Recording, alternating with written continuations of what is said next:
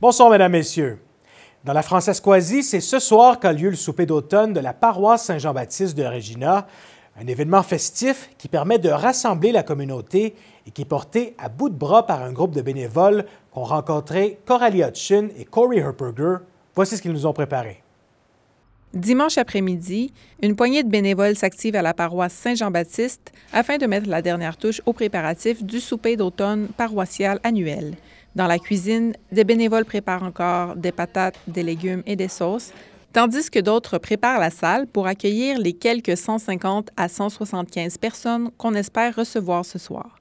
Le coordonnateur de cet événement explique que le souper paroissial est l'occasion de récolter des fonds pour la paroisse, mais aussi de se retrouver en communauté. C'est important pour la paroisse, mais c'est aussi un rassemblement pour la paroisse, pour la communauté, pour venir partager autour d'un repas. Et puis on le fait une fois par année. Robert Terrien tient à souligner l'implication des quelques 35 bénévoles qui s'activent depuis environ une semaine pour préparer le souper. Une de ces bénévoles, Monique Marchildon, a cuisiné des tartes pour l'événement et fera le service des desserts. Elle est membre de la paroisse depuis une quarantaine d'années et se désole de voir moins de personnes assister au souper d'automne, surtout depuis la pandémie. Elle croit cependant qu'il est important de s'impliquer dans cette paroisse qui lui permet de pratiquer sa foi en français. Ça fait qu'on on fait partie de quelque chose. Quand on fait du bénévolat, on fait partie. Et puis aussi, on redonne ce qu'on reçoit, on le redonne en notre temps puis notre énergie, puis on essaie de bâtir quelque chose. Le souper automnal a commencé vers 16 h et devrait se terminer aux alentours de 18h30. Ici Coralie Hutchin, Radio-Canada, Regina. Un bâtiment du centre-ville de Regina a été la proie des flammes tôt ce matin. L'incendie s'est déclaré dans un immeuble commercial vacant situé près du parc Victoria.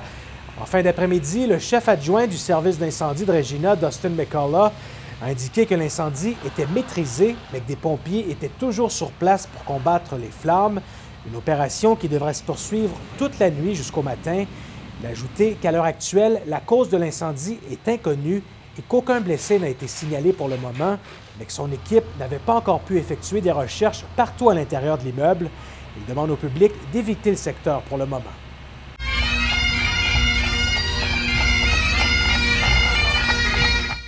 Comme un peu partout au pays, de nombreux Saskatchewanais se sont réunis à Regina ce matin pour honorer les policiers et les agents de la paix qui sont morts en service.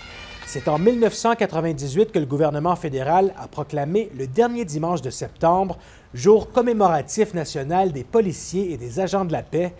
L'événement est célébré en Saskatchewan depuis 2004. La cérémonie ce matin a commencé au Musée royal de la Saskatchewan avant de se terminer devant le Palais législatif.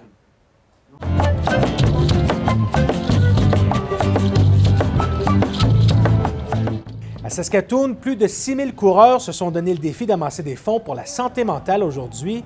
Le 5e marathon Step Up a permis de recueillir plus de 6 000 $, un record pour l'événement. C'est ce qu'indique l'entreprise Cameco qui organisait la course. Ces fonds seront maintenant redistribués à divers organismes qui travaillent en santé mentale. Les organisateurs ajoutent qu'ils ont aussi accueilli un nombre record de participants cette année, dont certains de l'extérieur de la province. Comme on sait, c'est un problème partout. La santé mentale, c'est partout. Tous nos familles, tous nos employés, partout, il y a des problèmes de santé mentale. Donc, on va essayer de faire juste un petit peu pour aider ces gens. C'est des gens de partout. On sait bien qu'il y a des gens de l'Orange, de l'Alberta que j'ai rencontrés ce matin. Donc, ce sont des gens de partout. Football universitaire, les Rams de Regina sont passés à l'histoire bien malgré eux. Ils se sont inclinés 27-24 contre les Bisons de l'Université du Manitoba hier. C'est un placement de 21 verges qui est venu donner la victoire aux Manitobains. Mais ce qui est spécial, c'est qu'il a été réalisé par Maya Turner, qui est devenue du coup la première femme à jouer et à marquer dans un match de football de saison régulière du U-Sports. Et voilà, mesdames, messieurs, c'est ce qui conclut ce bulletin d'information. Ici Karel Hood-Hébert et au nom de toute l'équipe, je vous remercie d'avoir été des nôtres. On se retrouve plus tard et d'ici là, bonne soirée.